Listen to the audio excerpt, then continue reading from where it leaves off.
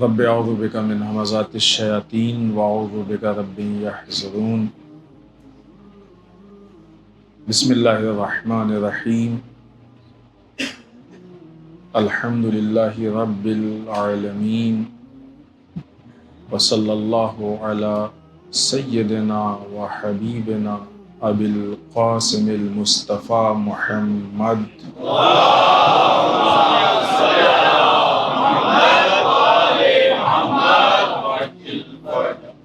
والصلاة والسلام علی آلہ الطیبین الطاہرین المعصومین المظلومین، لا سیما الحجہ بقیت اللہ الاعظم، روحی و ارواح العالمین لہ الفدا، ولعنۃ الدائمۃ الباقیۃ علی اعدائہم اجمعین الی قیام یوم الدین۔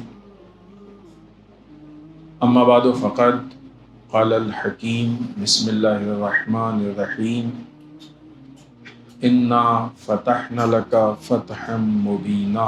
صلوات علی محمد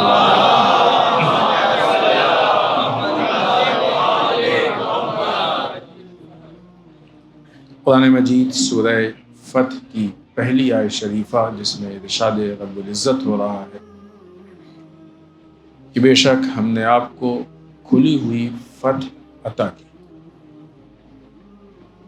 اس آیت شریفہ کے ضمن میں حکمت عملی صلح حدیبیہ اور صلح امام حسن کے آئینے میں اس عنوان کے ضمن میں جس گفتگو کا آغاز ہوا تھا وہ آج اپنے تیسرے مرحلے میں۔ کل کی گفتگو میں جو معروضات ہم نے آپ کی خدمت میں پیش کیے، اس میں امام حسن علیہ الصلاۃ والسلام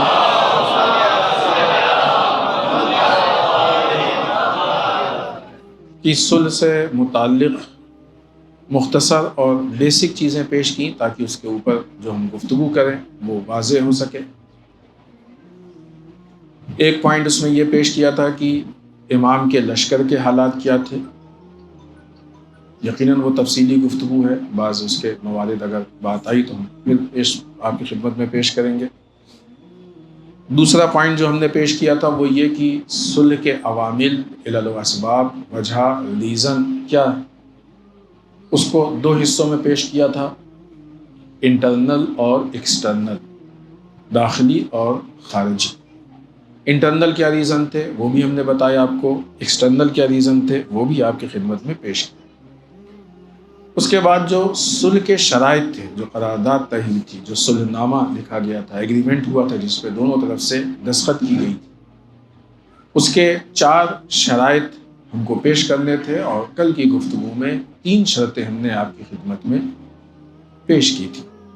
پہلی شرط یہ تھی اس میں، اور ہم نے یہ بات عرض کی تھی کہ در واقع شرائط کے ساتھ ساتھ حاکم شام کا اقرار نامہ تھا کہ جو امام حسن علیہ السلام نے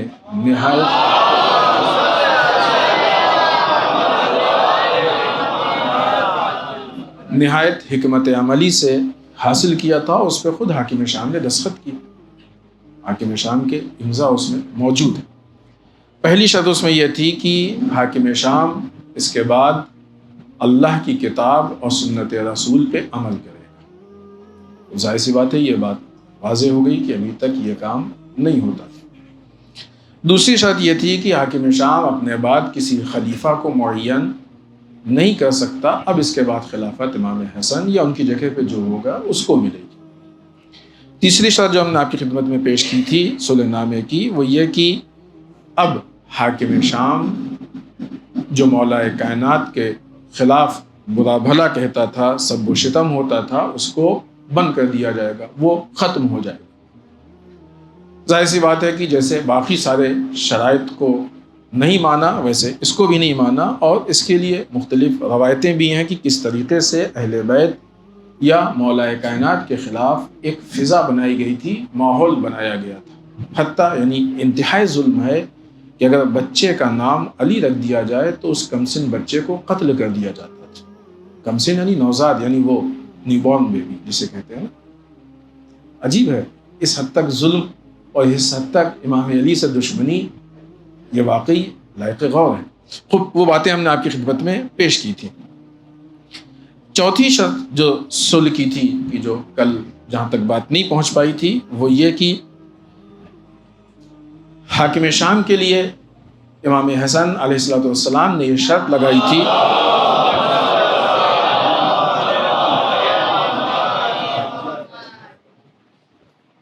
امام علی کے شیعہ جو چاہنے والے ہیں ان کے جو بھی حقوق ہیں جانی یا مالی، ان حقوق میں حاکم شام کی طرف سے رکاوٹ نہیں ڈالی جائے گی، بلکہ وہ حقوق ان کو ادا کیے جائیں۔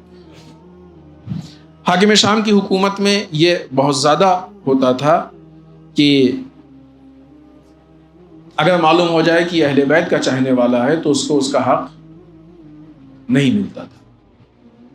بیت المال سے جو اس کا حق ہوتا تھا وہ کاٹ دیا جاتا تھا، یعنی بیت المال کو اس طریقے سے یوز کیا۔ اور یہ چیزیں کہیں نہ کہیں آج بھی کبھی کبھی دیکھنے کو آتی ہیں، اسی لیے ہم بارہا عرض کرتے ہیں کہ اسلام کو پہچانے، اہل بیت کی سیرت کو بھی پہچانے، اور مخالفین نے جو بھی مکاری عیاری جو کی ہے اس کو پہچانے، تاکہ آج بھی ہم کو معلوم ہو سکے۔ عزیزان محترم، بعنوان نام یزید، حاکم شام، عمر فلاں، یعنی عمر سعد، پسر سعد، یہ جتنے ہیں یہ سب کے سب جا چکے، یزید، خولی، سب جا چکے۔ لیکن اگر کردار کے عنوان سے دیکھیں تو آج بھی آپ کو عمر سعد ملے گا، آج بھی آپ کو عبید اللہ ابن زیاد ملے گا، آج بھی آپ کو یزید ملے گا، آج بھی آپ کو حاکم شام ملے گا، آج بھی آپ کو عمر یاس ملے گا، یہ سب ملیں گے۔ کیوں ہم کو نہیں دکھتے ہیں؟ ہم میں سے کتنے لوگوں کی یہ شخصیات دکھتی ہیں؟ اس لیے نہیں دکھتے ہیں کہ ہم نے ان کے کردار کو پہچانا نہیں۔ آج جب ہم کو یہ شخصیات ملیں گی تو کردار کے آئینے میں ملیں گی، نام میں تھوڑی ملیں گی۔ بلکہ آج کا حاکم شام عین ممکن ہے کہ وہ مثلاً اہل بیت کے نام سے آئے، آج کا عمر یاس عین ممکن ہے کہ وہ اہل بیت کے نام کو لے کے آئے۔ کل جب آیا تھا تو حاکم شام کا نام نہیں بدنام تھا، یزید کا نام نہیں بدنام تھا، عمر یاس کا نام نہیں بدنام تھا، سمجھ گئے؟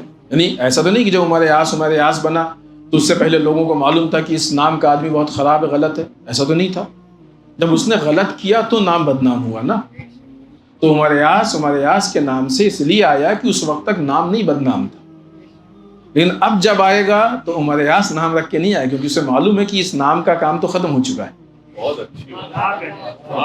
اس نام سے آئیں گے تو پکڑے جائیں گے، لہٰذا وہ اس نام سے آئے گا کہ جس نام کی بنیاد پہ پکڑا نہ جائے۔ نام پہ مت جائیں، کردار کو پہچاننے کی کوشش کریں، دیکھیں کہ ان لوگوں نے کیا کیا تھا، اور جب یہ دیکھیں گے کہ ان لوگوں نے کیا کیا تھا تو پھر اس کے سائے میں ہم کو یہ بھی محسوس ہوگا کہ یہ شخصیات، یہ ایسے افراد، ایسے کردار آج کہاں ہیں، کیا کرنا چاہتے ہیں، سب ہیں آج، کسی کی بھی کمی نہیں، یہ سارے کردار آج موجود ہیں۔ لہٰذا جو امام علی کے مخالف بیت المال کا، اور یہ مختلف حکومتوں میں ایسا رہا ہے، بیت المال سمجھتے ہیں؟ بیت یعنی گھر، مال یعنی مال کا گھر۔ مال کا گھر مطلب کہ حکومت کے زمانے میں جب بھی حکومت ہوتی تھی، اسلامی حکومت، کوئی بھی حکومت ہو، تو جو دولت کا، حکومت کا مال ہوتا تھا وہ جس جگہ پر رکھا جاتا تھا اس کو بیت المال کہا جاتا تھا۔ ظاہر سی بات ہے کہ جو حکومت کا مال ہے وہ کسی کی اپنی جاگیر نہیں ہے، کسی کی ملکیت نہیں ہے، جو حاکم ہے اس کی بھی اپنی ملکیت نہیں ہے، جو ذمہ دار ہے، جو بیت المال کا دروغہ ہے، جو دربان ہے، چوکیدار ہے، کسی کی ملکیت نہیں، جس کا حق ہے وہ اس کا ہے۔ لہٰذا اب ان ذمہ داروں کا یہ فریضہ ہے کہ اس مال کو اس کے حقدار تک پہنچا دے۔ وہ جو مولا کائنات کے لیے مشہور ہے کہ مولا کائنات جب تک بیت المال میں جھاڑو نہیں دے لیتے تو سکون نہیں ملتا تھا، تو وہ جھاڑو، وہ نعوذ باللہ وہ کوڑا صاف کرنے والی جھاڑو نہیں تھی، یعنی اگر کسی کا حق ہے تو صاحب حق تک جتنی جلدی ہو سکے پہنچ جائے، تب مولا کو سکون ملتا تھا۔ لیکن دوسری حکومتوں میں کیا ہوا؟ مزاج بدل گیا، مال کو رکھا گیا، جمع کیا گیا، لہذا بعض اب یہ خود ایک موضوع ہے بیت المال کے عنوان سے یا اکنامیکل سسٹم کے اعتبار سے، یہ موضوع ہے۔ اسلام نے کسی بھی موضوع کو چھوڑا نہیں ہے۔ یہ ہماری غلط فہمی ہے کہ فلاں چیز اسلام میں کلیئر نہیں ہے، نہیں، سب کلیئر۔ اکنامیکل اعتبار سے آج ہماری قوم کس طریقے سے ترقی کرے، اسلام ہم کو بتاتا ہے، اسلام ہمیں بتاتا ہے، ہم نہیں جانتے، یہ ہماری پرابلم ہے۔ اسلام میں سارا سسٹم ہے، اہل بیت کی سیرت میں وہ سسٹم موجود ہے، نظام موجود ہے، اہل بیت نے کر کے دکھایا ہے ہم کو وہ ساری چیزیں، مختلف چیزیں، پولیٹیکل سیرت موجود ہے، اکنامیکل سیرت موجود ہے، جتنی بھی آپ دیکھ لیں، تعلیمی اعتبار سے، ایجوکیشن کے اعتبار سے سیرت موجود ہے، سوشل اعتبار سے سیرت، ساری سیرتیں ہمارے پاس موجود ہیں، اخلاقی سیرت موجود ہے، عبادی سیرت موجود ہے۔ ضرورت اس بات کی ہے کہ ہم ان کو حاصل کر سکیں، لے سکیں۔ لہٰذا مولا کائنات جس کا حق ہوتا تھا اس کو دے دیتے تھے، دے کے تب امام علی کو سکون ملتا تھا۔ دوسری حکومتوں میں جمع کیا گیا، بڑا بڑا انبار لگ گیا۔ ابھی سے شروع ہو گیا، آپ حضرات تھوڑا آگے آ جائیں، پیچھے زیادہ ہے، یہاں کافی جگہ۔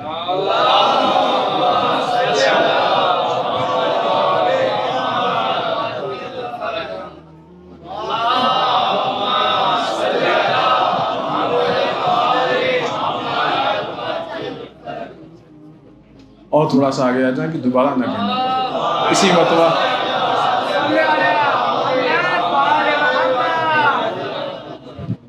لہذا بعض حکومتوں کے زمانے میں بڑے بڑے انبار لگ گئے مال کے، اور مال جمع ہوا، بہرحال اس کا مس یوز ہوا کافی حد تک۔ لہذا اس میں ایک حکومت کا مس یوز یہ ہوتا تھا کہ جو ان کے اپنے والے ہوتے تھے ان کو حق سے زیادہ ملتا تھا،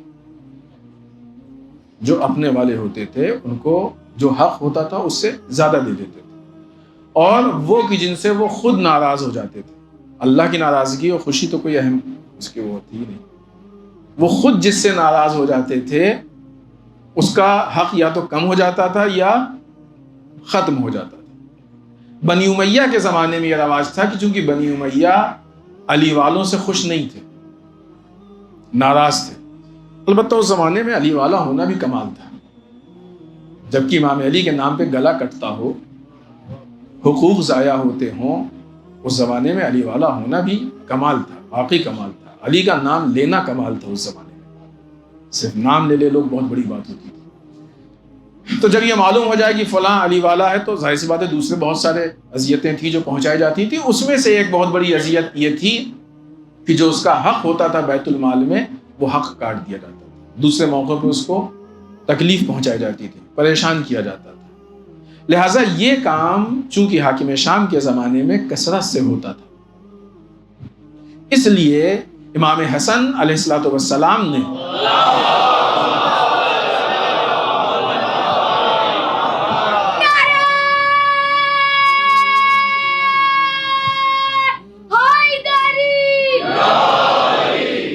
یہ شرط لگائی کہ اب جو ان کا حق ہے وہ دیا جائے گا۔ ظاہر سی بات ہے کہ جہاں آگے کے لیے شرط تھی وہیں گزرے ہوئے زمانے کے لیے اقرار نامہ تھا، اس جرم کا بھی امام نے اقرار کروا لیا حاکم شام سے، اور جانی اعتبار سے بھی ان کو پریشان نہیں کیا جائے گا۔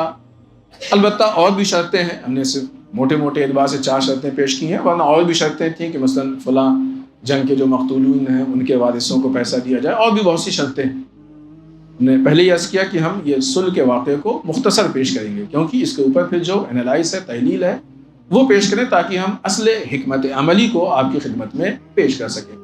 اگرچہ اس میں یقیناً جو باتیں ہم نے سنی ہیں وہ خود ہمارے لیے مشعل راہ ہیں، اور بہت زیادہ ہم کو حکمت عملی حاصل ہو سکتی ہے۔ یہاں پہ در واقع بعض علماء کے کچھ نظریات ہیں، ایک آدھ دو ہم جلدی سے آپ کی خدمت میں عرض کریں تاکہ اس صلح سے متعلق معلوم ہو کہ تاریخی اس میں اس کی کیا حیثیت ہے اور کیا فائدہ اٹھایا۔ سب سے پہلے ہم ایک بہت عظیم اور بزرگ عالم دین آیت اللہ شہید مطہری کا قول آپ کی خدمت میں پیش کر رہے ہیں۔ شہید مطہری سے تو واقفیت ہوگی، جوانوں سے گزارش ہے کہ اگر وہ دین کو واقعی پہچاننا چاہتے ہیں، شہید مطہری کو معلوم ہے کیوں شہید کیا گیا؟ میدان جنگ میں نہیں گئے تھے، وہ ان کے قلم کی وجہ سے ان کو شہید کیا گیا۔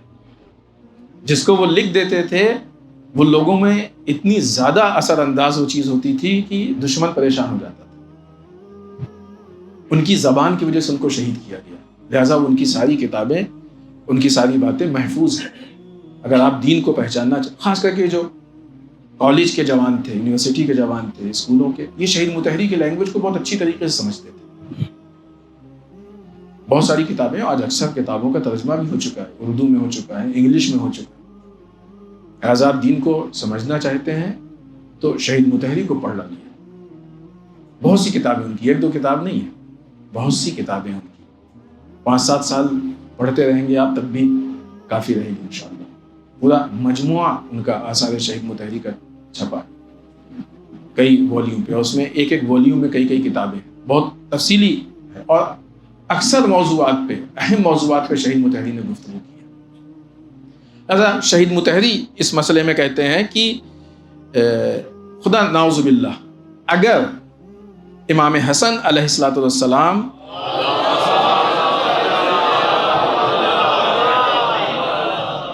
ان حالات میں صلح کو قبول نہ کرتے تو تاریخ ان کو اچھی نگاہ سے نہیں دیکھتی۔ چونکہ امام نے صلح کو قبول کر لیا، لہٰذا اب تاریخ حاکم شام کو غلط نگاہ سے، یعنی گری ہوئی نگاہ سے دیکھ رہی ہے کہ حاکم شام مجرم ہے۔ یہ خود امام حسن کی حکمت عملی تھی کہ اس صلح کو قبول کر کے حاکم شام کا مجرم ہونا یا اس کی غلطیاں لوگوں کے سامنے لا کے واضح کر دی، اور ہر پڑھنے والا اب سمجھ جائے گا کہ کیا پرابلم ہے۔ دوسری چیز کی جو خود شہید مطہری کہتے ہیں اسی مسئلے میں کہ امام حسن کی اس صلح نے بنی امیہ کے حکومت کی حقیقت کو لوگوں پہ آشکار کر دیا، واضح کر دیا۔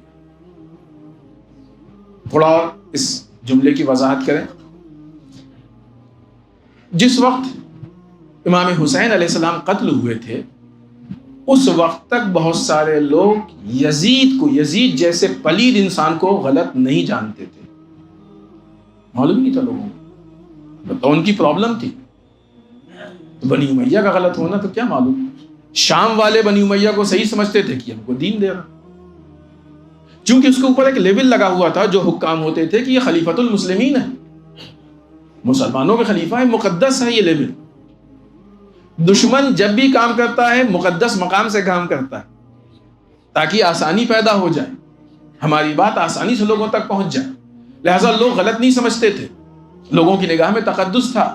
اب آپ سوچئے کہ سن 60 ہجری اور 61 ہجری میں جب لوگ بنی امیہ حتیٰ بالخصوص یزید کو تو آسانی سے کوئی بھی ایکسیپٹ کر لیتا ہے کہ غلط تھا، ظالم تھا، سب کچھ قبول کر لیتا، لوگ یزید کو غلط نہیں جانتے تھے، تو پھر حاکم شام کو کیا غلط جانیں گے، وہ بھی امام حسن کے زمانے میں۔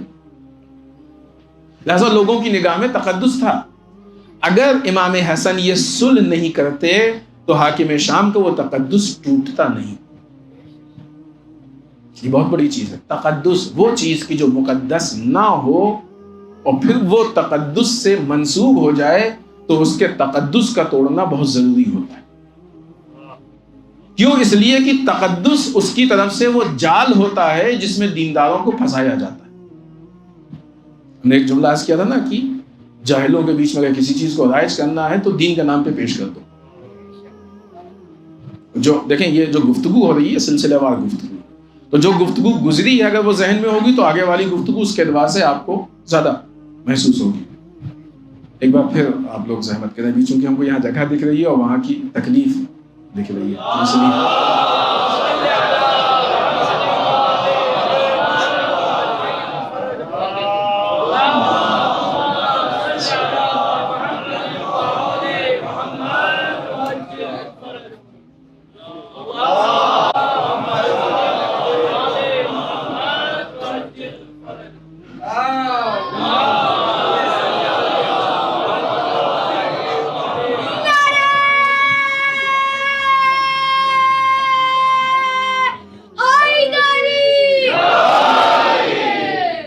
لہذا اس صلح کی وجہ سے درواقع حاکم شام کے چہرے پہ جو تقدس کا نقاب تھا امام حسن نے اس کو کھینچ لیا، اور یہ مختلف اسٹیپ میں ہوا ہے، ایک اسٹیپ میں نہیں ہوا، کیونکہ ابھی وہ سب کے لیے کلیئر نہیں ہوا تھا، ایک طبقے کے لیے کلیئر ہوا تھا، باقی پھر کربلا میں جا کے ہوا بنی امیہ کو لے کے، پھر اس کے بعد خاص کر کے جب یہ قافلہ کوفہ اور شام میں گیا اس نے ساری حقیقتوں کو بیان کر دی، تو الگ الگ اسٹیپ میں ہوا۔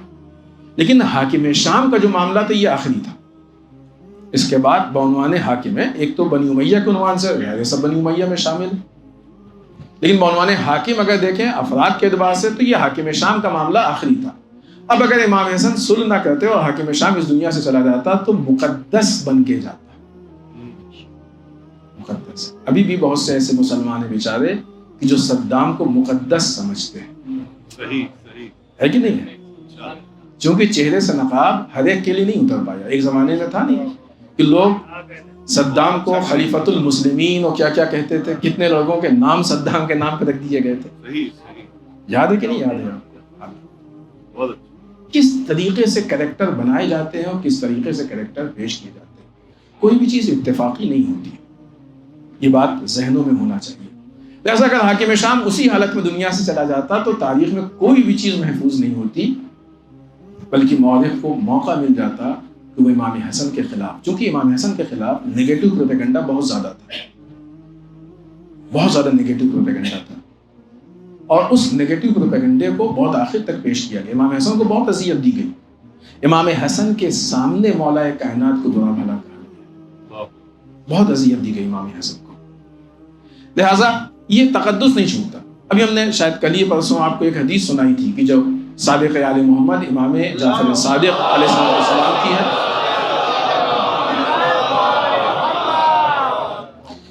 امام فرماتے ہیں کہ اگر ہمارے اقوال یاد آئی قرآن کے مقابلے میں آ جائے تو اس کو دیوار پہ مار دو۔ کیوں دیوار پہ مار دو؟ بھائی نہیں ہے، قرآن کے مقابلے میں ہے، قرآن سے نہیں مل رہا، چھوڑ دو، نہیں عمل کرو، نہیں دیوار پہ مار دو۔ یہ لفظ اسی لیے ہے تاکہ اس کا تقدس ٹوٹ جائے۔ جو چیز مقدس مشہور ہو گئی ہے اور اگر مقدس نہ ہو تو اس کے تقدس کو توڑ دینا چاہیے، ورنہ کوئی بھی عام آدمی دھوکے میں پھنس جائے گا۔ اور یہ کام آج کی تاریخ میں بہت زیادہ ہو رہا ہے۔ ابھی بات آئے گی اور ہم وضاحت بھی کریں گے، لیکن صرف نام لے کے گزر رہے ہیں کہ اس پہ ریسرچ ورک جو کیا ہے وہ انٹیلیجنس نے کیا ہے، اور اس کو ہمارے بیچ میں لا کے ڈالنے والے MI6، جن چیزوں کا تعلق تقدس سے نہیں تھا اس کو مقدس بنا کے ہمارے درمیان میں ڈال دیا۔ یہ صرف اس لیے ہے تاکہ ہم گمراہ ہو جائیں۔ تو ظاہر سی بات ہے کہ مگر جو لوگ حاکم شام کو مقدس سمجھتے وہ امام حسن کو مقدس سمجھتے نہیں سمجھتے۔ تو کیا ہوتا کہ جو چیز مقدس نہیں ہے جب اس کو سمجھتے ہیں مقدس، تو نتیجے میں وہ ہوتا ہے کہ پھر جو مقدس ہوتی ہے اس کو مقدس نہیں سمجھتے، یعنی جس سے ہم کو اٹیچ ہونا چاہیے اس سے دور ہو گئے، اور جس سے دور ہونا چاہیے اس سے اٹیچ ہو گئے، جس سے تولا کرنا چاہیے اس سے نعوذ باللہ تبرہ کر لیا، اور جس سے تبرہ کرنا چاہیے اس سے تولا کر لیا۔ معاملہ ایک دم الٹا ہو جاتا ہے۔ یہ غلط تقدس ہونے کے اثرات کہاں تک جاتے ہیں؟ آئیے پھر ایک قول ہم آپ کی خدمت میں پیش کریں اور اس کے بعد اس بات کو اور آگے بڑھائیں کہ امام خمینی اللہ ان کے درجات کو بلند کرے کہ آج کے جس زمانے میں جس کو ہم کہتے ہیں کہ وہ گولڈن زمانہ ہے سنہرا، اس میں بہت بڑا رول، بلکہ اصل رول امام خمینی کا ہی ہے۔ عالم اسلام کی بہت سی چیزوں کے امام خمینی نے احیا کر دیا، زندہ کر دیا۔ بات آئیے تو ایک جملہ عرض کرتے چلے، جو لوگ حج پہ گئے ہیں شاید انہوں نے توجہ دی ہوگی، نہیں دی تو بھی جائیے گا تو توجہ دیجیے گا۔ آج بھی سعودیہ میں امام خمینی کے خلاف حجاج کو کتابیں دی جاتی ہیں۔ بھی کچھ سال پہلے ہم خود گئے تھے تو ہم نے دیکھا، اور سعودیہ کی طرف سے بہت ساری ایسی سائٹس ہیں کہ جس پہ امام خمینی کے خلاف گفتگو ہوتی ہے، جس پہ امام خمینی کے خلاف اختلاف دشمنی زندوں سے ہوتا ہے، مردوں سے نہیں ہوتا ہے۔ کیا کہنے ہیں؟ امام خمینی ایک سیرت و کردار کا نام ہے، کردار نہیں بھرا کرتا ہے، صرف اس لیے کہ انہوں نے اپنے کردار کو، شہید صدر کا جملہ ہے جو ان کے لیے، ذوبوا فی الخمینی کما ہوا ذاب فی الاسلام، خمینی میں ایسے مکس ہو جاؤ جیسے وہ اسلام میں مکس ہو گئے۔ تو جو آدمی اپنے کو اسلام میں مکس کر لے وہ کیسے مر سکتا ہے؟ آج بھی دشمن خمینی کے نام سے پریشان، فخر کرنا چاہیے ہم کو، ہے نا.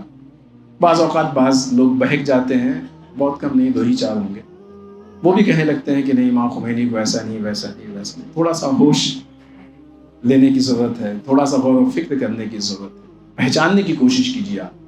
اس لیے کہ مولا کائنات کا قول ہے کہ لوگ جس چیز سے متعلق جاہل ہوتے ہیں اس کے دشمن ہو جاتے ہیں. آپ کی دشمنی کا راز آپ کی جہالت ہے، کچھ اور نہیں ہے. جو واقعی دشمن ہے وہ تو ہے، اس کو حق بھی ہے کیونکہ اس کو نقصان پہنچا ہے امام خمینی کی ذات سے. اس کو دشمن بننے کا حق ہے کیونکہ اس کی باطل پولیٹکس کو نقصان پہنچا ہے. لیکن جن کو نقصان نہیں پہنچا ہے وہ جہالت کی وجہ. خیر ہم کو ابھی اس پہ گفتگو نہیں کرنا ہے. بہرحال ایک عظیم شخصیت ہے جنہوں نے زمانے کو بدل دیا، پوری دنیا کو ہلا کے رکھ دیا، پوری دنیا کی پولیٹکس کو چینج کر دیا، پورے سسٹم کو بدل دیا ہے. جن کے مرنے پہ BBC کا یہ اسٹیٹمنٹ تھا کہ جب اس آدمی کے ہونٹ ہلتے تھے تو دنیا ہلتی تھی. BBC کا، یہ ہمارا آپ کا نہیں. ہم آپ کہیں تو کہیں گے صاحب عقیدت میں کہہ دیا. BBC کا اسٹیٹمنٹ تھا یہ. بہرحال امام خمینی کہتے ہیں کہ صلح کے بعد، چونکہ نام آیا ہے ایک مرد بزرگ، مرد مجاہد، رہبر کبیر، لہذا چند جملے ہم نے مناسب سمجھا کہ امام خمینی کی معرفت یا ان کی شان یا ان سے متعلق آپ کی خدمت میں پیش کریں تاکہ ہم پہچانتے رہیں.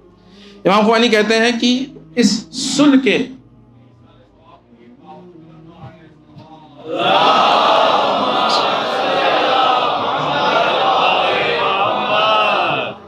صلح کے بعد حاکم شام منبر پہ گیا اور جتنی چیزیں صلح میں طے ہوئی تھی سب کو اس نے توڑ دیا. اب آپ سوچیں گے نا کہ صلح کا فائدہ کیا ہوا؟ جب سارے شرائط ٹوٹنے ہی والے تھے تو صلح کا فائدہ کیا ہوا؟ عموماً یہی ساری چیزیں ہوتی ہیں جو ہم لوگ بہت جلدی فیصلہ کر لیتے ہیں. چھوڑو ابھی صلح کرنے کیا فائدہ، کوئی بات تو مانی نہیں جائے گی، چلو جنگ کر لیتے. بہت آسانی سے ہمارے جیسے لوگ ہوتے تو جذبات میں آگے ہی فیصلہ کر لیتے. امام ہے نا، امام کا کام حکمت سے خالی نہیں ہوتا، کلام حکمت سے خالی نہیں، امام کی خاموشی حکمت سے خالی نہیں ہوتی. ہر چیز کے پیچھے ایک حکمت ہوتی ہے. لہٰذا یہ کیسے ہو سکتا ہے کہ اچھا معلوم تھا رسول کو، تبھی تو یہ مشہور روایت ہے کہ امام حسن امام حسین علیہ الصلوۃ والسلام دونوں کے لیے روایت ہے کہ دونوں کے دونوں امام ہیں، قامہ و قعدہ، چاہے یہ قیام کریں یا بیٹھ جائیں. مشہور روایت ہے. تو سوال یہ کہ اس کے بعد بھی کیا فائدہ؟ امام خمینی آگے کہتے ہیں کہ لیکن یہ جتنی بھی صلح کی تلخیاں ہیں، جو بھی اس کے نتائج ہیں، جو بھی اس کے اثرات سامنے آئے ہیں، اس کے باوجود صلح کا نتیجہ پازیٹیو ہی تھا. کوئی نقصان نہیں پہنچا ہے صلح سے عالم اسلام کو، سوائے اس کے کہ فائدہ ہوا ہے. کیوں؟ اس لیے کہ امام حسن نے صلح کو قبول کر کے حاکم شام کو رسوا کر دیا.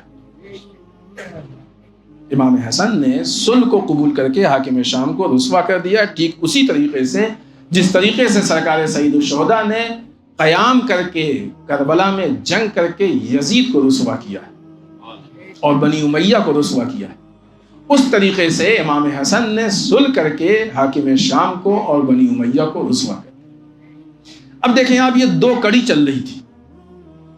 امام کا حق تھا حکومت، لہذا امام دین کے بچانے کی پوری تیاری کرتے ہوئے آ رہے تھے. امام حسن البتہ صدیقہ طاہرہ کی کوششیں، مولا کائنات کی کوششیں، امام حسن کی کوششیں، امام حسین کی کوششیں.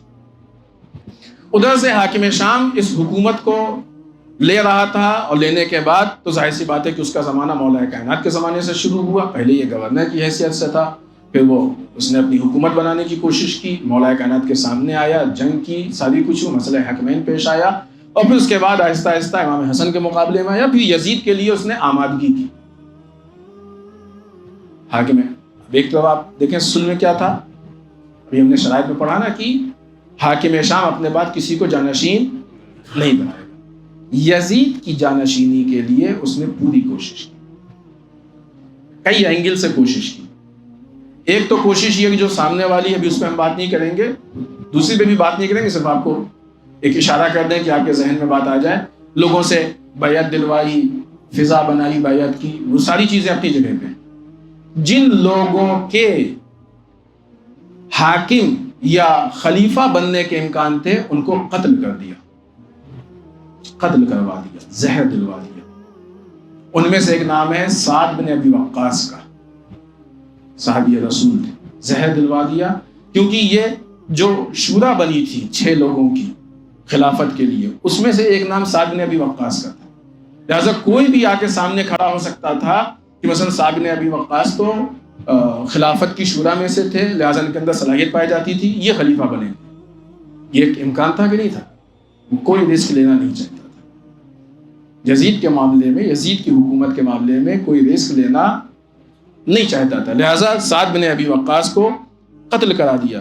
اسی طریقے سے اس نے خالد بن ولید کے بیٹے عبد الرحمن کو بھی قتل کرا دیا، کیونکہ خالد بن ولید یہ سردار تھے، ان کے بیٹے عبد الرحمن جو تھا یہ بھی سرداری کے حقدار، یعنی بات تھی ساری چیزیں، اس کو بھی قتل کرا دیا.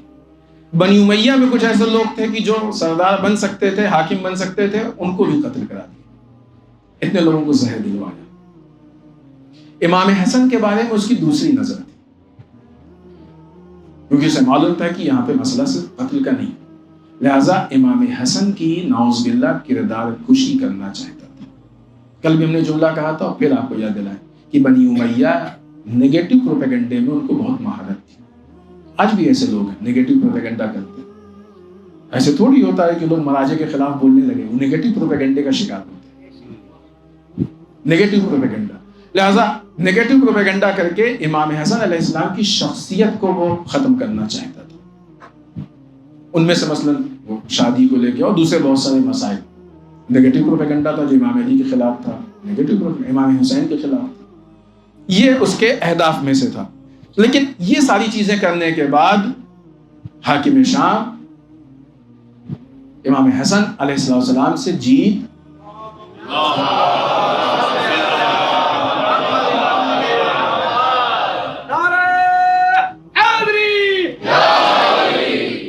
نہیں پایا. گفتگو میں ہم نے شروع میں یہ بات عرض کی ہے نا کہ اسلام کی جو جنگیں ہوتی، اسلام میں شکست کی کوئی حیثیت نہیں. اگر آپ اسلام کے سسٹم پہ چل رہے ہیں، نظام پہ چل رہے ہیں، تو اصلاً جو بھی چیز آپ کے سامنے آ رہی ہے شکست نہیں ہے، وہ جو بھی ہے وہ فتح ہے. اگر میدان کربلا میں ہم قتل ہو بھی جاتے ہیں تب بھی فتح، اور دوسری جنگوں میں بظاہر جیت جاتے ہیں تب بھی فتح. کیوں؟ اس لیے کہ جس چیز کی ہم حفاظت کرنا چاہتے ہیں وہ محفوظ ہے. یہ بات ہماری ہو چکی ہے، وہ ابھی دوبارہ پیش کرنے کی ضرورت نہیں ہے، وہ بات آپ کے ذہنوں میں محفوظ ہے. لہٰذا اب ان سارے معاملات میں امام حسن نے جس راستے کو اپنایا، اس راستے میں شکست نہیں تھی. 2 پہلو یہاں سے نکل رہے ہیں. ایک تو جو ہماری بات چل رہی ہے اس کو، لیکن بیچ میں ایک پہلو ہے جو بہت اہم ہے، وہ یہ کہ یہ ساری چیزیں کہ جو درواقع شکست نہیں ہو رہی تھیں، اس کی بنیاد کیا ہے؟ اس کی بنیاد ہے اللہ سے لو لگانا، توحید پروردگار. ابھی تو ویسے ہی بہت خوش گفتگو تھی، ابھی توحید پہ ہم تھوڑی سی گفتگو کریں گے تو اور خوش ہے نا.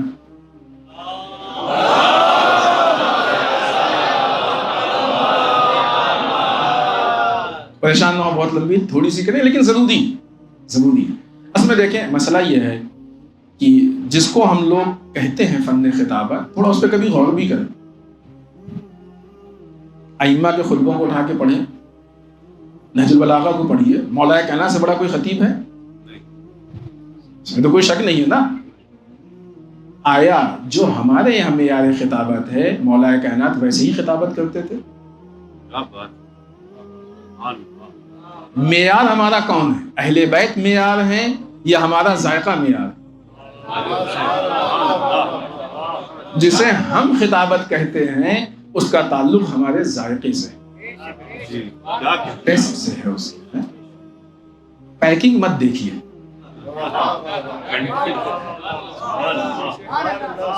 پیکنگ کے چکر میں پڑیں گے تو اندر وہ کبھی کبھی ہو سکتا ہے خالی ہوا ہی نکلے. سمجھ رہے ہیں؟ معیار خطابت کو پہچانے. اس کا اثر یہ ہوتا ہے، نیگیٹو اثر جو ہوتا ہے اس کا، کیونکہ اس کے اپنے تقاضے ہیں. جس کو ہم لوگ سمجھتے ہیں خطابت، اس میں پھر ڈرائی چیزیں، خشک چیزیں نہیں آتی ہیں. اس میں پھر وہ چیزیں آتی ہیں کہ جس میں لوگوں کو لذت محسوس ہو، مزہ ہے. لہٰذا آپ دیکھیں کہ اسی کا یہ ریئیکشن ہے کہ آہستہ آہستہ وہ ٹاپک، وہ موضوع جو ہمارے لیے بہت اہم تھے اور ہیں، وہ آہستہ آہستہ سائڈ ہو گئے. کتنی گفتگو توحید پہ ہوتی ہے، خاص کر کے اس خطابت کے ساتھ. کتنے لوگ توحید سے آشنا ہیں؟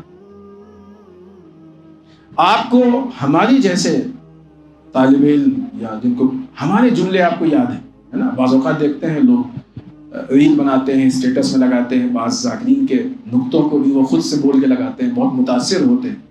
ان کے جذبات کو سلام ہے کیونکہ یہ دین کی وجہ سے محبت کرتے ہیں. لیکن جن کو اتنے زیادہ ذاکرین کے نقطے یاد ہیں، ان کو ائمہ کے اقوال کتنے یاد ہیں؟ اصل ذاکرین کے نقطے ہیں یا اصل ائمہ کے اقوال ہیں؟ نقطوں کا کام ہی یہی ہے کہ ہم ائمہ تک پہنچائیں، ائمہ کی بات تک پہنچائیں. لیکن جب اس ٹریک کی ہم کو خطابت چاہیے ہوگی تو یہ مسائل پھر خود بخود سائڈ ہو جائیں گے. توحید ہمارے یہاں سے سائڈ ہو گئی. ابھی ہم نے سرچ کیا نا، اکنامیکل سسٹم ہے ہمارے یہاں، کتنے لوگ جانتے ہیں اس کے بارے میں؟ ابھی تو الحمدللہ جب اس طرح کی گفتگو بہت سارے علماء، الحمدللہ بہت سے علماء ہیں جن کو اس بات کی فکر نہیں ہے کہ لوگوں کو پسند آئے نہ آئے، اچھا کہیں برا کہیں، تعریف کریں نہ کریں، ہم اپنی ذمہ داری کو پورا کریں گے. کیونکہ ہم لوگوں کے لیے مجلس نہیں پڑھ رہے ہیں، اللہ کے لیے پڑھ رہے ہیں. تو لہٰذا لوگوں کی پسند ناپسند ہمارے لیے معیار نہیں ہے. اس لیے یہ باتیں ہمارے بیچ آنے لگی. وہ کچھ لوگ اس کو بیان کر رہے ہیں، ورنہ اسلام کا اکنامیکل سسٹم کہاں پہ ہے؟ کس نے سنا؟ پولیٹیکل سسٹم کس نے سنا؟ لوگوں کی سوشل لائف کیسی ہونی چاہیے؟ امر بالمعروف نہی عن المنکر کس حد تک ہے؟ ایسا نہیں کہ تبلیغ نہیں ہوئی، بزرگان نے نہیں کیا، نہیں پیش کیا، تبلیغ ہوئی ہے، ساری چیزیں بیان بھی ہوئی ہیں، اس سے انکار نہیں ہے. لیکن جس انداز کی ہم بات کر رہے ہیں، جو مخصوص افراد ہیں، وہاں پہ اس چیز کی بہرحال بہت زیادہ کمی اور فقدان ہے. اس حد تک ہے کہ معاشرے میں جو دین ہونا چاہیے وہ ڈس بیلنس ہے، بیلنس دین نہیں ہے. جس چیز کو جتنا ہونا چاہیے وہ اتنی نہیں. خیر، پہلا بیچ میں ایک بات آئی، ہم نے آپ کی خدمت میں عرض کر دی. پھر ہم کہیں گے نہج البلاغہ پڑھیں تاکہ ہمیں یہ معلوم ہو کہ ہمارا مولا کیسی خطابت چاہتا ہے، معیار خطابت کیا ہے.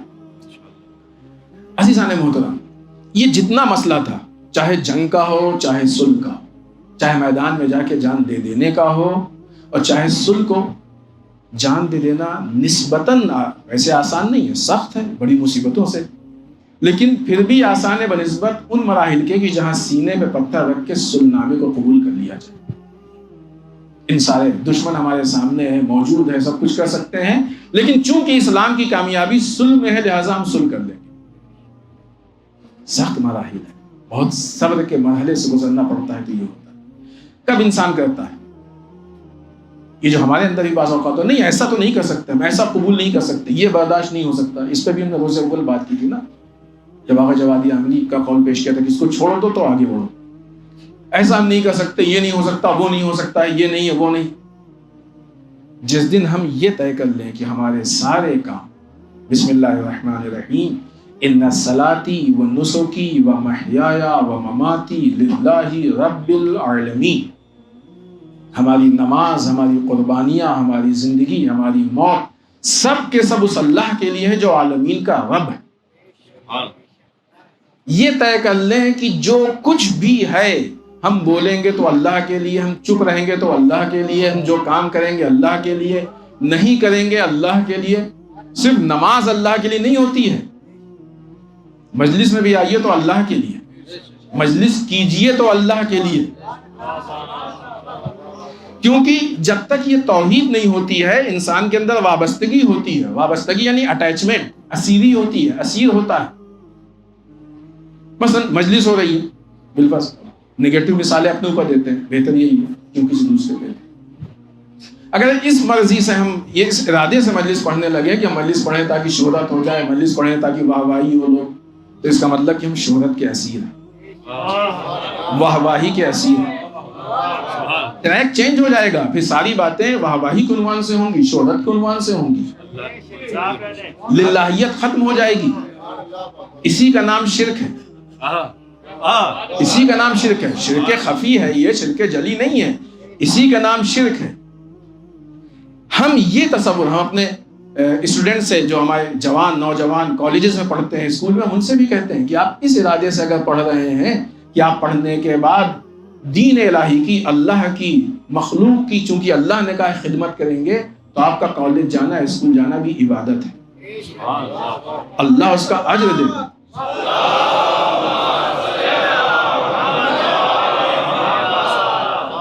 اللہ اس کا اجر دے گا آپ کو۔ آپ اس راہ میں جو خرچ کر رہے ہیں یہ اللہ کی راہ میں خرچ کر رہے ہیں، اللہ اس کا اجر۔ اس راہ میں جو مشکلات برداشت کر رہے ہیں یہ اللہ کی راہ میں مشکلات برداشت کر رہے ہیں۔ توحید کا مفہوم یہ کہ سارے کام صرف اور صرف اللہ کی راہ، اللہ کے علاوہ کوئی نہیں ہے، صرف اللہ، اللہ کے راہ میں، اللہ کے لیے، اللہ کے بنائے ہوئے سسٹم کے مطابق، اللہ کے حکم کے مطابق، ہاں ان شرطوں کے ساتھ۔ یہ نہیں کہ ہم خود سے ایک کام کو بنا لیں اور کہیں ہم اللہ کے لیے یہ کر رہے ہیں، نہیں، جو اللہ نے ہم سے مانگا ہے وہ اللہ کے لیے ہو سکتا ہے، جو اللہ نے نہیں مانگا وہ اللہ کے لیے تھوڑی ہوگا، وہ تو اپنے جذبات کو سکون پہنچانے کے لیے ہوگا۔ تو جہاں سے معاملہ اللہ سے ڈسکنیکٹ ہوتا ہے وہیں سے وابستگی اور اسیری پیدا ہو جاتی ہے۔ یہ اسیری، اب ہم نے جو بات ظاہراً کل یا پرسوں پیش کی تھی کہ اہل حرم نے جا کے یزید کے اور ابن زیاد کے دربار میں ثابت کر دیا کہ ہمارے جسم اسیر ہیں، ہم نہیں اسیر ہیں۔ یہی اسیری و آزادی تھی۔ کمال توحید پایا جاتا تھا ان کے ہاں، لہذا کوئی اسیر نہیں کر پایا۔ ہم اللہ کے لیے بول رہے ہیں، بچ گئے تب بھی اللہ کے لیے، قتل ہو گئے تب بھی اللہ کے لیے۔ زندگی تو اللہ کی دی ہوئی ہے نا، جسم تو اللہ کا ہے، یہ جسم ہمارے پاس اللہ کی دی ہوئی امانت ہے، اگر رہ گیا تو کیا کہنا، اللہ نے دیا ہے الحمدللہ، اور اگر اللہ کی راہ میں قتل ہو گئے تو اللہ ہی کا تو تھا، ہم نے کون سا کمال کر دیا، دیکھیں جس کی چیز تھی اس کو واپس کر دیا۔ یہ جذبات جب پیدا ہو جاتے ہیں پھر دشمن کی ہمتیں پست ہو جاتی ہیں۔ اسی لیے کہا جاتا ہے کہ توحید میں شجاعت ہے، اور توحید کو چھوڑ دیں تو سوائے بزدلی کے کچھ ہے ہی نہیں، صرف توحید میں شجاعت ہے، اللہ کا خوف پیدا ہو جائے۔ لہٰذا وابستگی سے ہم ہٹ جائیں۔ ہمارے یہاں بھی بہت ساری وابستگی ہوتی ہے، مال کی وابستگی، دولت کی وابستگی یا اسیری، ہم اسیر ہوتے ہیں، کیا کریں حالات ایسے ہیں، اتنا تو کمانا ہی کمانا ہے، کیا کریں مثلا فلاں ماڈل کی گاڑی لینی ہے تو لینی ہے، اس ٹائپ کا مکان لینا ہے تو لینا ہی لینا ہے، فلاں مثلا رشتہ داروں میں دوستوں میں اس کا یہ اسٹیٹس ہے، حد اقل اتنا تو ہم کو لینا ہی لینا ہے نا، اس سے کم کریں گے تو کیسے۔ بعض اوقات لوگ کہتے ہیں فلاں چیز نہیں کریں گے تو لوگ کیا کہیں گے، سب اسیری ہے، لوگ کیا کہیں گے، یہ اسیری ہے ہماری، یعنی ہم کس بیس پہ کر رہے ہیں، اللہ کے لیے نہیں کر رہے ہیں، ہم اس لیے کر رہے ہیں کہ لوگ کیا کہیں گے۔ ان ساری چیزوں سے اپنے نفس کو آزاد کرائیں تاکہ آزاد زندگی گزاریں، اسیروں کی زندگی کو نہ گزاریں۔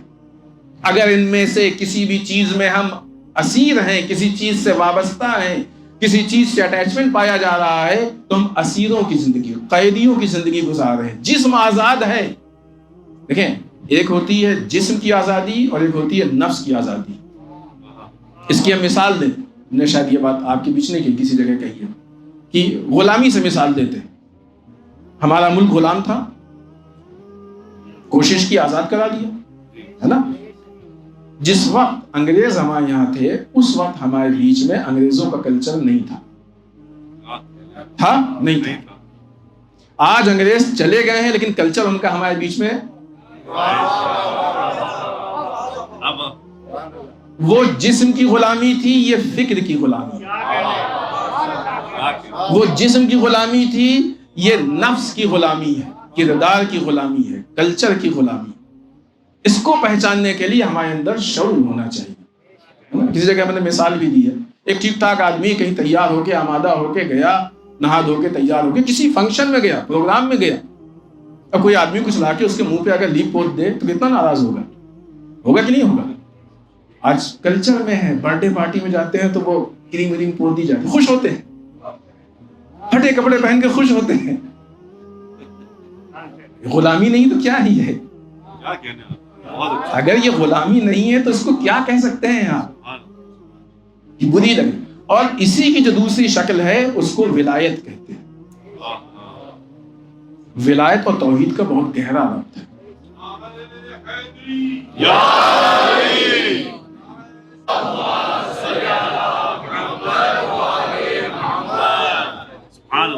ولایت اور توحید کا بہت گہرا ربط ہے. پہلے توحید بتائیں 2 جملوں میں، پھر 2 جملوں میں ولایت. وقت تیزی سے بڑھ رہا ہے، اپنی بات کو ختم کریں. توحید کا مطلب یہ ہے کہ جس چیز سے بھی ہم وابستہ ہیں، نام، نمود، شہرت، دنیا کی واہواہی، لوگ کیا کہیں گے، مال، دولت، جو بھی چیز ہے، ان ساری چیزوں سے اپنے آپ کو آزاد کرا لیں. ساری چیزوں سے آزاد کرا لیں. اور جیسے ہی ان ساری چیزوں سے آزاد کرا لیں، جیسے کہتے ہیں لا الہ، پھر اپنے آپ کو اللہ کے حوالے کر دیں. یہ ہے الا اللہ. یہی توحید ہے، یہ کلمہ توحید ہے. 2 قدم ہیں صرف. پہلا قدم دنیا سے باہر نکل جائیں، دوسرا قدم اللہ کے وادی میں قدم رکھتے ہیں. 2 قدم کی توحید ہے، اس کے علاوہ کچھ اور نہیں ہے. اپنے آپ کو، اور یہ نہ کہیں کہ آسان نہیں ہے ساری چیزوں سے الگ کرنا. ہمارے پاس سارے کردار پائے جاتے ہیں. جناب حر کے پاس حکومت بھی تھی، دولت بھی تھی، سرداری بھی تھی، عیش و عشرت بھی، سب کچھ تھا. پہلے ہی قدم نے ساری چیزوں پہ لات مار دی. پہلے قدم نے ساری چیزوں پہ، دوسرا قدم ولایت پہ پہنچ گیا، توحید پہ پہنچ گیا. یہ 2 جملے ہیں جو توحید کا راز ہیں. 2 جملے کی جو ولایت سے توحید تک کس طریقے سے. عزیزوں، ولایت پورے سسٹم کا نام ہے، نظام کا نام ہے. ولایت کا مطلب، تھوڑی مقدمات بیان کر لیں، اور آپ کہیں گے 2 جملوں میں اچھے خاصے جملے بیان کر گئے. ولایت کا مطلب ولی یعنی حاکم. ہمارا ولی وہ ہے کہ جس کا ہمارے نفس پہ کنٹرول ہو. رسول نے یہی تو کہا تھا کہ تمہارے نفسوں پہ تم سے زیادہ ہم کو حق ہے کہ نہیں. سب نے کہا ہاں کیوں.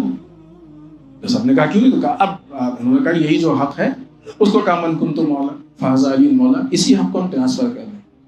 تو ولایت یعنی ہمارے ولی کا ہمارے اوپر ہم سے زیادہ حق ہے نا. جیسے ہی ہم اپنے وجود کو ولایت کے حوالے کرتے ہیں، ولایت کا سسٹم ایسا ہے کہ ہم کو فوراً وہ اللہ تک پہنچا دیتا ہے. بہت آسان راستہ ہے. ولایت کے حوالے کرنے کے بعد ہم کو کچھ کرنے کی ضرورت ہی نہیں ہے، جو کوئی سسٹم ہی وہ ہے کہ جو ہم کو اللہ تک پہنچاتا ہے. اب سوال یہ ہے کہ کس کی ولایت کے حوالے کرتے ہیں. اگر ولایت الہیہ ہے، اللہ کی دی ہوئی ہے، تو وہ اللہ تک پہنچائے گا. اور اگر اللہ کے مقابلے میں کسی اور کی ولایت ہے تو وہ طاغوت تک پہنچائے گا.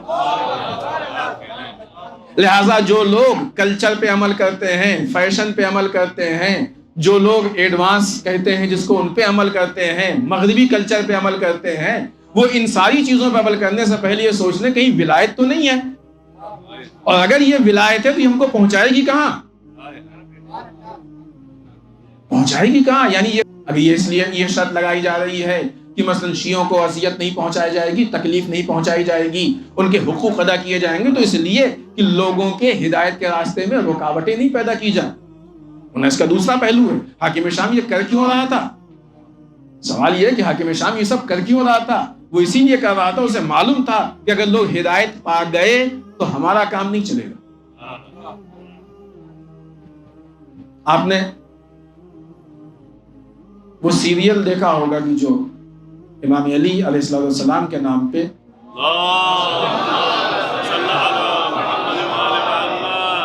ان کی سیرت و کردار کو لے کے بنا ہے. دیکھا؟ اچھا دیکھ ڈالیے، ہے آن لائن، بہت آسان ہے، اردو میں ترجمہ ہو چکا اس کا ٹرانسلیشن. مختلف شخصیات پہ، یعنی واقعی بہت اچھے کام ہوئے ہیں. امام حسن پہ ہے سیریل، امام علی پہ ہے، امام رضا علیہ السلام، بہت مختلف شخصیات پہ، مختلف ائمہ پہ، بہت اچھے اچھے سیریل. دیکھیں اس سیریل کو، اس میں آپ کو اندازہ ہوگا کہ کس طریقے سے حاکم شام مکاری اور عیاری سے لوگوں کے سامنے یہ ثابت کرتا تھا کہ ہم دیندار، اور مقابل میں مولا کائنات کو نعوذ باللہ بے دین ثابت کرتا تھا.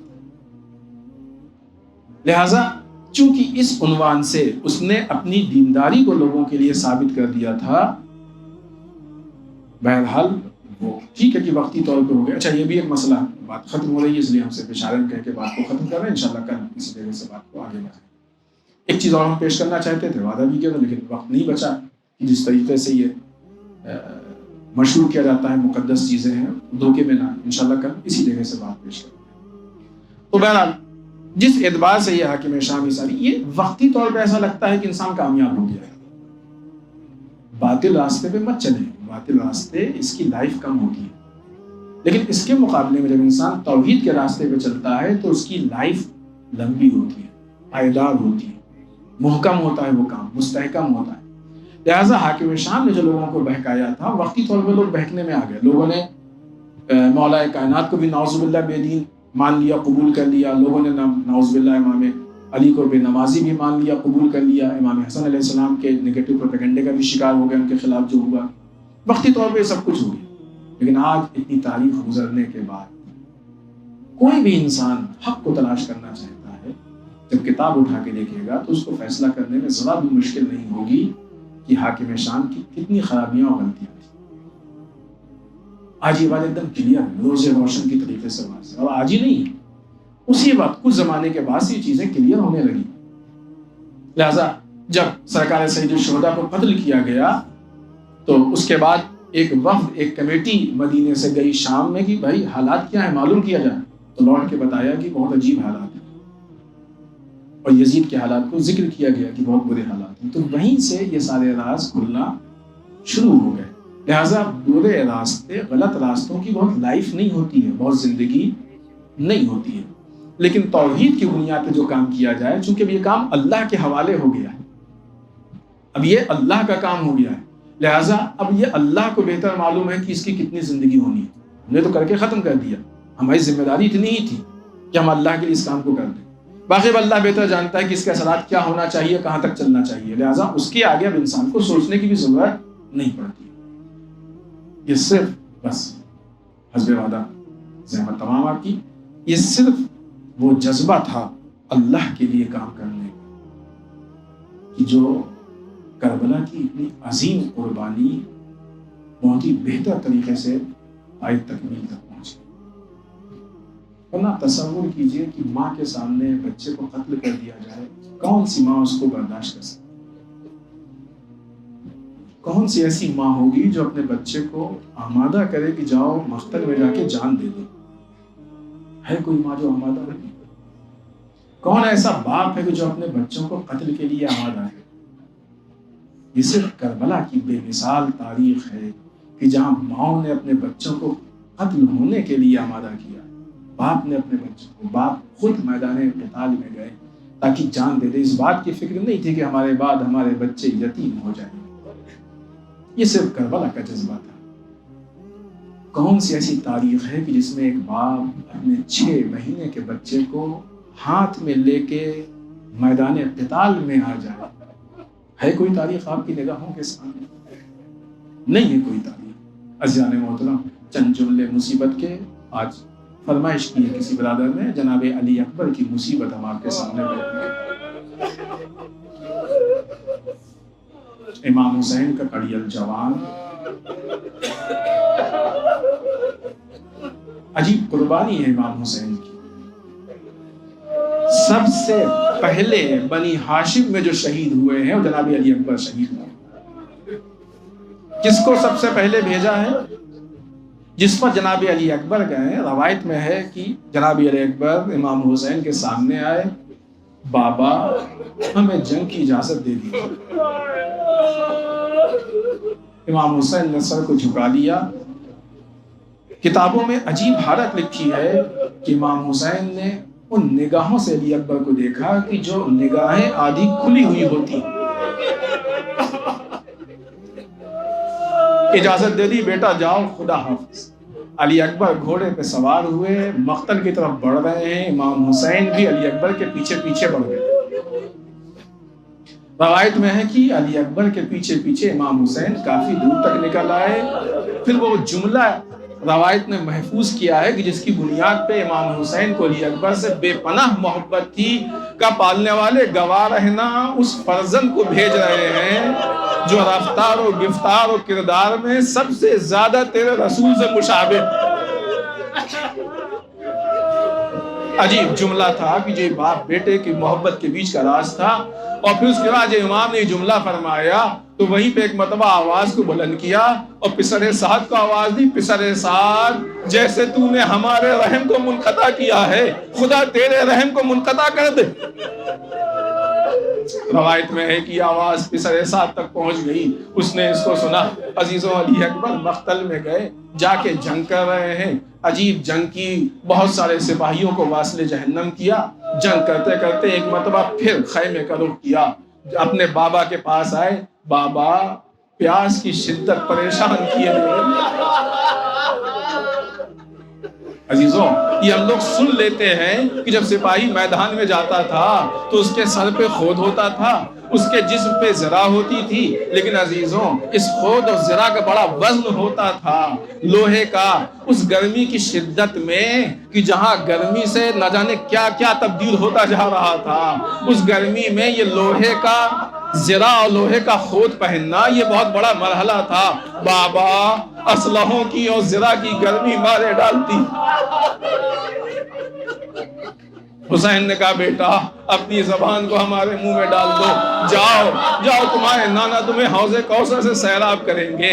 علی اکبر پھر ایک مرتبہ مقتل میں آئے، جنگ کرنی شروع کی، سینکڑوں سپاہیوں کو واصل جہنم کیا۔ حمید بن مسلم کہتا ہے کہ ہمارے پاس ایک سپاہی کھڑا تھا، اس نے کہا کہ اگر یہ جوان ہمارے پاس سے گزرے گا تو اس کی ماں کو اس کے غم میں بٹھائیں گے۔ حمید بن مسلم کہتا ہے کہ یہ بدبخت تجھے کیا ہے، جو لوگ اس سے لڑ رہے ہیں وہ اس کے قتل کے لیے کافی ہیں، لیکن اس سپاہی نے یہ عزم کر لیا، اور جب علی اکبر جنگ کرتے کرتے اس کے پاس سے گزرے، ایک مرتبہ ایک ایسا نیزہ مارا کہ علی اکبر نے آواز دی، اے بابا ہمارے نانا ہمارے سامنے کھڑے ہیں، ہمارا انتظار کر رہے ہیں۔ بیٹے کی آواز کو سنا، علی مرتبہ حسین علی اکبر کے لاشے کی طرف بڑھ رہے ہیں، لاشے اکبر پہ پہنچے، کیا دیکھا؟ خیمے کا پردہ اٹھا، ایک خاتون چادر اوڑھے آئی، اپنے آپ کو علی اکبر کے لاشے پہ گرا دیا۔ بڑا غم تھا حسین کو علی اکبر کا، لیکن علی اکبر کے لاشے کو وہیں رکھا، خاتون کو اٹھایا، خیمے تک پہنچایا۔ ابھی حسین زندہ ہیں، ابھی خیمے سے باہر مت نکلو۔ عزیزان محترم، راوی کہتا ہے کہ ہم نے پوچھا یہ خاتون کون تھی؟ کسی نے کہا زینب بنت علی ہے یہ، جو علی اکبر کے لاشے پہ آئی ہیں۔ حسین نے خیمے میں پہنچایا، آنے کے بعد ایک مرتبہ آواز دی، اے بنی ہاشم کے نوجوانوں آؤ، جوان کا لاشا نہیں اٹھتا۔ معلوم ہے کہ حسین سے کیوں نہیں اٹھ رہا تھا؟ عزیزان محترم، مقتل کا ایک منظر آپ کی خدمت میں پیش کریں تاکہ محسوس ہو کہ علی اکبر کا لاشا کیوں نہیں اٹھ رہا تھا۔ جب علی اکبر کے نیزہ لگا، گھوڑے کے گلے میں باہیں ڈال دی، گھوڑا جب بھاگنے لگا، جہاں جہاں سے گزر رہا تھا تلوار سے ہر طرف سے علی اکبر پہ حملہ ہو رہا تھا۔ روایت نے لفظ لکھا ہے، اربا نربا، ٹکڑے ٹکڑے کر دیا لاش اکبر کو، حسین کیسے اٹھاتے، ٹکڑے ٹکڑے۔ بنی ہاشم کے بچوں کو بلایا، سہارا لیا، علی اکبر کے لاشے کو لے کے خیمے پہ آئے۔ راوی نے دو منظر بیان کیے ہیں آپ کی زحمت تمام۔ ایک وہ منظر کہ جب آنو محمد کا جنازہ آیا تھا لیکن زینب نظر نہیں آئی، لیکن جب علی اکبر کا جنازہ خیمے میں آیا سب سے آگے زینب تھی۔ واہ علی اکبر، واہ۔